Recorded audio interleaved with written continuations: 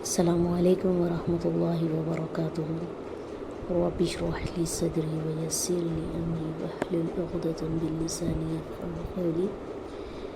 آج ہم انشاءاللہ تعالی سورہ لہب کی ترجمہ و تفسیر کی طرف دیکھیں گے۔ سورۃ اللہب، یہ بات میں بتا دوں کہ ابو لہب کا اصل نام عبد العزیٰ تھا۔ یہ عبد المطلب کی اولاد میں سے ہیں۔ سرخ رنگ کے ہونے کی وجہ سے اس کی کنیت ابو لہب مشہور تھی۔ قرآن مجید نے اس کا اصل نام اسی لیے چھوڑ دیا کہ وہ نام بھی مشرکانہ تھا، اور ابو لہب کنیت میں لہب جہنم کی آگ کی مناسبت بھی ہے۔ یہ شخص رسول کریم صلی اللہ علیہ وسلم کا بے حد دشمن اور اسلام کا سخت مخالف تھا۔ آپ صلی اللہ علیہ وسلم کو سخت تکلیفیں پہنچاتا تھا۔ جب آپ صلی اللہ علیہ وسلم لوگوں کو ایمان کی دعوت دیتے، یہ ساتھ لگ جاتا اور آپ کی تکذیب کرتا جاتا تھا۔ بخاری اور مسلم کی روایت ہے کہ جب نبی کریم صلی اللہ علیہ وسلم پر آیت مبارکہ وَأَنذِرْ عَشِيرَتَكَ الْأَقْرَبِينَ نازل ہوئی تو آپ صلی اللہ علیہ وسلم صفا پر چڑھ کر قبیلہ قریش کے لوگوں کو آواز دینی آپ نے شروع کر دی۔ بعض روایت میں آتا ہے کہ آپ صلی اللہ علیہ وسلم نے یا صباحہ کہہ کر پکارا، یا پھر یہ بھی آتا ہے کہ آپ نے بنی عبد مناف یا بنی عبد المطلب وغیرہ ناموں کے ساتھ آپ نے آوازیں دی۔ اس طریقے کی آوازیں دینا عرب میں جو ہے خطرے کی علامت سمجھا جاتا تھا۔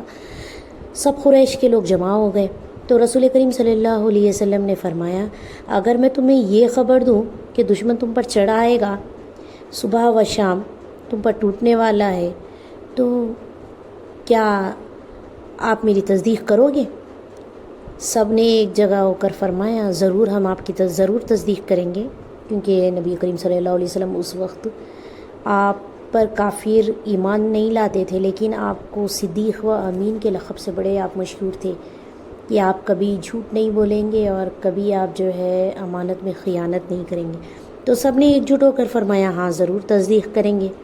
پھر آپ صلی اللہ علیہ وسلم نے فرمایا کہ میں ڈراتا ہوں تمہیں ایک عذاب سے، عذاب شدید سے، جو تمہارے شرک و کفر کی وجہ سے اللہ کی طرف سے تم پر مقرر ہے۔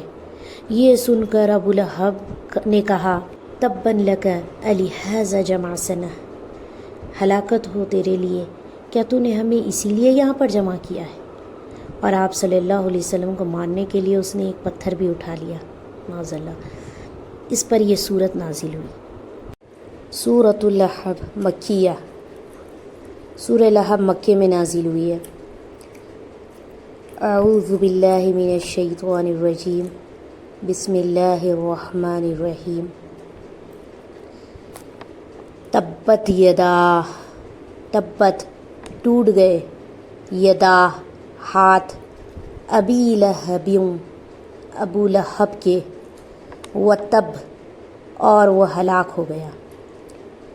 یدا در حقیقت اس کے معنی ہاتھ کے ہی ہے، کیونکہ انسان کے سب کام انہی سے ہوتے ہیں، اسی لیے کسی شخص کی ذات یا نفس کو یدا سے تعبیر کر دیا جاتا ہے۔ ٹھیک ہے۔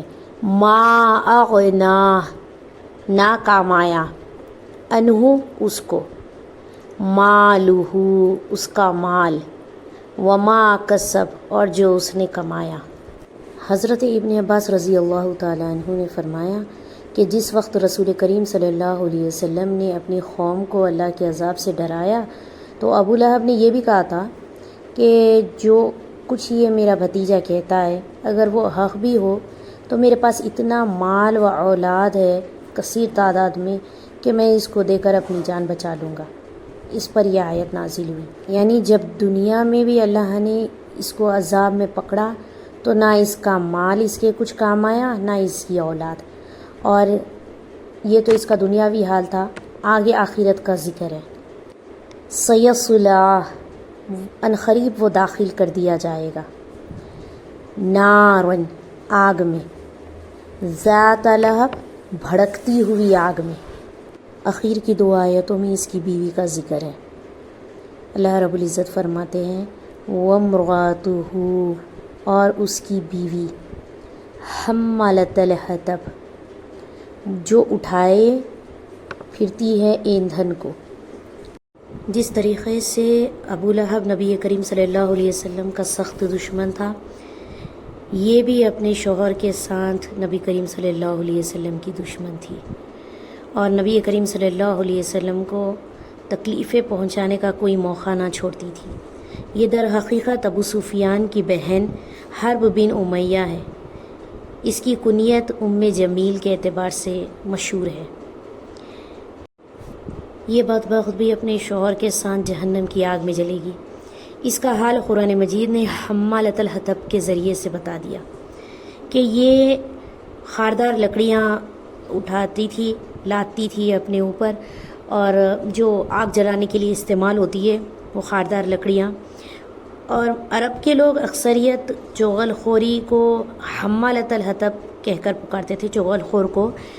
جس طریقے سے خاردار لکڑیاں آگ لگانے کا کام کرتی ہے، اسی طریقے سے چغل خوری ایک ایسا عمل ہے جس کے ذریعے سے افراد اور خاندانوں میں آگ بھڑکتی ہے۔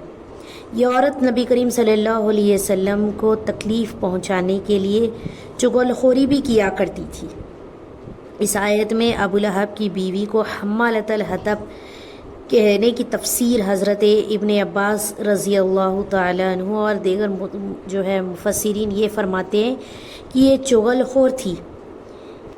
ابن زید، ضحاک وغیرہ کی مفسرین یہ فرماتے ہیں کہ یہ عورت کیونکہ جنگل سے خاردار لکڑیاں جمع کرتی تھی اور نبی کریم صلی اللہ علیہ وسلم کے راستے میں بچھا دیتی تھی تاکہ آپ کو تکلیف پہنچے، اس کی اس ذلیل حرکت کی وجہ سے قرآن مجید نے اس کو حمالۃ الحطب کہہ کر پکارا ہے۔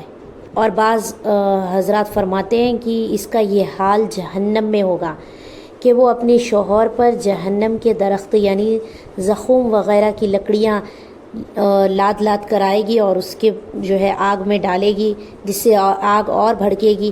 جس طریقے سے یہ دنیا میں کفر و ظلم میں اپنے شوہر کا ساتھ دیتی تھی، اور اسی طریقے سے جہنم میں شوہر کے عذاب کو بڑھانے کا کام کرے گی۔ فی جیدہا، اس کے گلے میں، حبلم، رسی ہوگی، من مسد، بٹی ہوئی ہو۔ مسد در حقیقت ایک ایسی رسی کو کہا جاتا ہے جو بہت زیادہ مضبوط ہو، بٹی ہوئی ہو، اور خواہ یہ رسی کھجور کے درخت سے بنائی گئی ہو یا ناریل کے درخت سے یا پھر تاروں کے ذریعے سے۔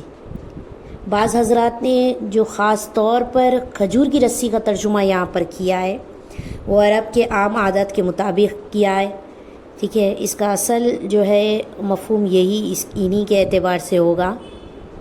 حضرت ابن عباس رضی اللہ تعالیٰ عنہ، عروہ بن زبیر وغیرہ نے اس کو تاروں سے بٹی ہوئی رسی قرار دیا ہے۔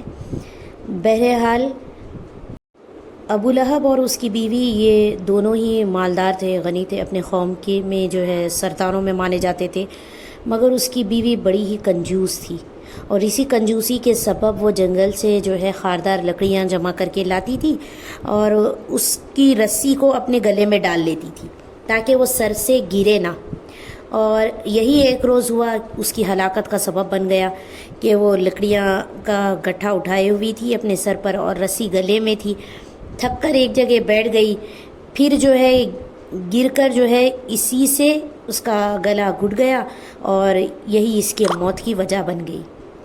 امید ہے کہ اس کا ترجمہ و تفسیر آپ کو سمجھ میں آ گئی ہوگی۔ دعا اللہ رب العزت سے کہ اللہ قرآن مجید یعنی اپنے کلام کو ہمیں اچھی طریقے سے سمجھنے کی توفیق نصیب فرمائے، آمین۔ السلام علیکم ورحمۃ اللہ وبرکاتہ۔